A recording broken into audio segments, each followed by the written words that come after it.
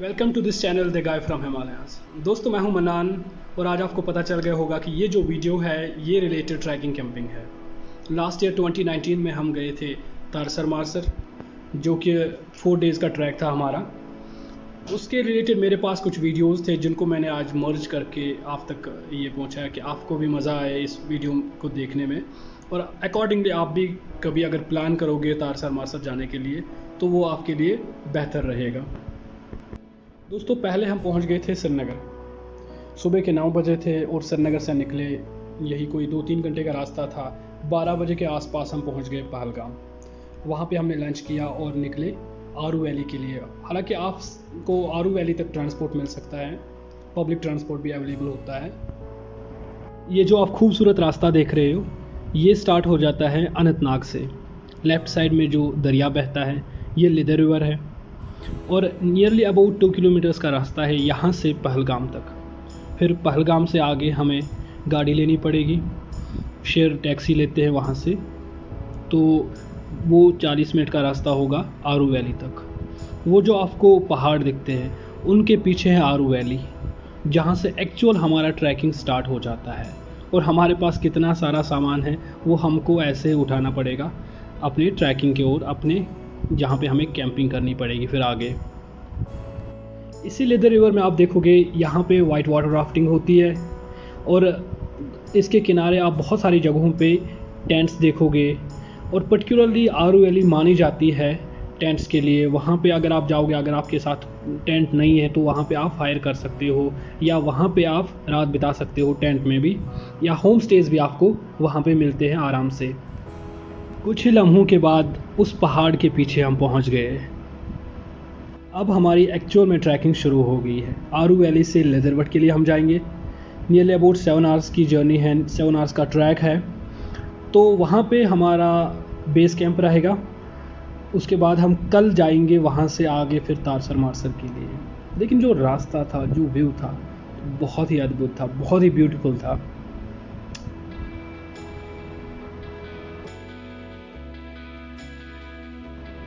मेरे यहाँ तो कुछ ज़्यादा ही वज़न था। पहलगाम से हमने फ्रेश सब्ज़ी उठाई, चिकन उठाया, मटन उठाया। जो अभी आफरीदी और शकील आगे जा रहे हैं, इस चीज़ को हम बैग में नहीं रख सकते हैं। कितना खूबसूरत लगता है ना ये वाला नज़ारा, लेकिन जितना ये खूबसूरत है उतना ही कठिन भी है। हालांकि हमारे लिए तो कठिन ही था। वो जो बंदा आप देख रहे हो पीछे, जो छोटा वाला बंदा आ रहा है, ये वहाँ का लोकल बंदा था और कितने फास्ट स्पीड से चल रहा है वहाँ। अरे वाह! हालांकि हमारे पास सामान ज़्यादा था तो इस वजह से हमने बहुत सारी जगहों पे थोड़ा रेस्ट किया। उसी वजह से हमारे नियरली अबाउट 7 आवर्स की जर्नी थी ये, जो कि हम सिर्फ 4 या 5 घंटे में कर सकते थे। और कुछ ही टाइम के बाद हम पहुंच गए लिदरवट। ये नज़ारा था कुछ लिदरवट का। शाम के बजे थे 7 और चारों तरफ पहाड़ ही पहाड़, बीच में एक वैली जैसी दिख रही है। कितनी खूबसूरत थी ये। 10-15 मिनट का थोड़ा हमने रेस्ट लिया। उसके बाद हमने टेंट लगा दिया। टेंट लगाने में यही कोई 10-15 मिनट का टाइम चला गया, उतना ज़्यादा नहीं। उसके बाद हम चले गए वहाँ, जो जंगल दिख रहे हैं ना, वहाँ चले गए। हमने वहाँ से लकड़ी लाई क्योंकि रात को हमें बोन फायर भी करना था। और पर्टिकुलरली जो हमने चिकन लाया था वो मैरिनेट किया हुआ था, तो हमें वो पकाना था, आज ही उसको पकाना था, आज ही उसको खाना था। जो बोन फायर किया वो कुछ इस तरह का था। बहुत ही खूबसूरत बोन फायर भी हुआ था और डिनर भी हुआ। रात के 12 बजे हम सोए। दूसरे दिन हम जब उठे तो नज़ारा कुछ इस तरह का था। हमने चाय बनाई, ब्रेकफास्ट किया, उसके बाद थोड़ा गपशप किए, थोड़ा मज़े किए, कम से कम आधे घंटे तक। तो सुबह 7, साढ़े 7 हम यहाँ से निकल गए थे। सुबह के बजे हैं 8। हमने पैकअप किया। अब हम जा रहे हैं तारसर मारसर के लिए। हमने एक घोड़े वाले को हायर किया, उसको सारा अपना सामान दे दिया। वो यहाँ से तारसर के लिए जाएगा हमारे साथ। तो लेट्स सी। शकील हाँ, बहुत ही एक्साइटेड होके चलते हैं हम फिर आगे। यहाँ से जो हमारी ट्रैकिंग शुरू हुई वो थोड़ी सी स्टीप ट्रैकिंग थी, थोड़ी मुश्किल भी थी, तो लेकिन थोड़ा अच्छा लग रहा था क्योंकि हमारे पास सामान कुछ नहीं था। तो सिर्फ हाथ में एक कुल्हाड़ी थी और पानी की बोतल थी। वो जो आपको नज़ारा दिख रहा है ना, यहाँ वहाँ पे हमने रात को, वहाँ लेफ़्ट साइड में आप देखोगे अभी, ये लेफ़्ट साइड में वो जो वहाँ पे उस जगह पे हमने दिया था रात को टेंट, और वहाँ से फिर आगे अभी हम आ गए यहाँ ऊपर। तो ये देखो बादलों के बीच से हम अभी, और यहाँ का जो मौसम था ना बहुत ही खूबसूरत मौसम था। मन कर रहा था थोड़ा टाइम यहाँ पे बिताए, हमने थोड़ा टाइम बिताया तो अच्छा लगा था यहाँ पे बैठ के। तो लेफ़्ट साइड में एक ट्रिब्यूटरी जो लेदर रिवर की है वो बह रही है। थोड़े से टाइम के बाद हम यहाँ से निकल गए, अपनी मंजिल की ओर चलने लगे तो बादल आ गए।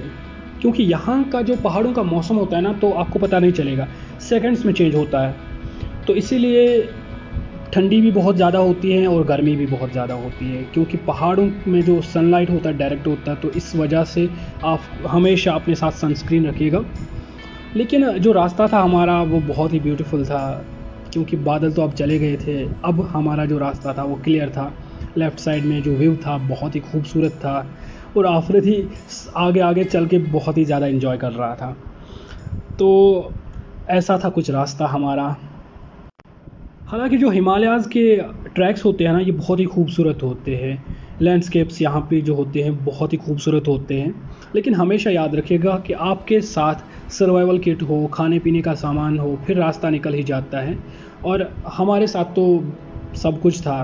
पर्टिकुलरली अगर बात करेंगे कि सर्वाइवल किट्स का, तो वो हमारे साथ कंटिन्यू था। तो ये अभी मैं आपको बोल रहा था मौसम चेंज होता जाता है। देखो यहाँ पे बारिश हो गई तो हमने जल्दी से रेनकोट निकाला, रेनकोट पहना तो आगे हम चलते गए। खूबसूरत नज़ारा था तो इसीलिए अच्छा भी लगता था। ऐसे नज़ारों में आपको कहीं ना कहीं ऊपर वाले का करिश्मा दिखता है। नेचुरल ब्यूटी इसको बोलते हैं यार, सच्ची में। कुछ ही टाइम के बाद मौसम अच्छा हो गया तो थोड़ी सी धूप भी निकल आई तो अच्छा लग रहा था ये तो। लेकिन हम अब करीब थे अपने मंजिल के, और कम से कम 6 घंटे हो गए हमें चलते हुए, 6-7 घंटे। अब हम करीब थे अपने मंजिल के, और यहाँ से सिर्फ कुछ दूरी पे हमारी डेस्टिनेशन थी Tarsar lake. So welcome to Tarsar lake. अब हम पहुँच गए, और तारसर लेक पहुँचते ही हमारी सारी थकावट ख़त्म हो गई। यहाँ का नज़ारा ही कुछ ऐसा था कि हम भूल गए सब कुछ, और हमने डायरेक्टली अपना कैंप लगाया, उसमें सब सामान रखा, और कैंप से जो व्यू दिख रहा था ना तो इस तरह का व्यू था। बिल्कुल इस झील के किनारे हमने अपना कैंप लगाया। हमने मैगी बनाई, चाय बनाई, उसके बाद थोड़ा यहाँ पे टाइम सर्व किया, थोड़ी बातें की। तो लेकिन जो यहाँ का एनवायरनमेंट था ना बहुत ही कूल एंड काम एनवायरनमेंट था। तो डेफिनेटली जो पहाड़ों में होता है, तो इस तरह का टेंट था हमारा, जो हमारा केचुआ का टेंट मेरे साथ हमेशा होता है। I love this tent. तो हमने यहाँ पे थोड़ा टाइम स्पेंड किया, उसके बाद डिनर बनाया। रात को डिनर हो गया तो जल्दी सो गए थे, यही कोई 8-9 बजे हम सो गए थे क्योंकि थक चुके थे।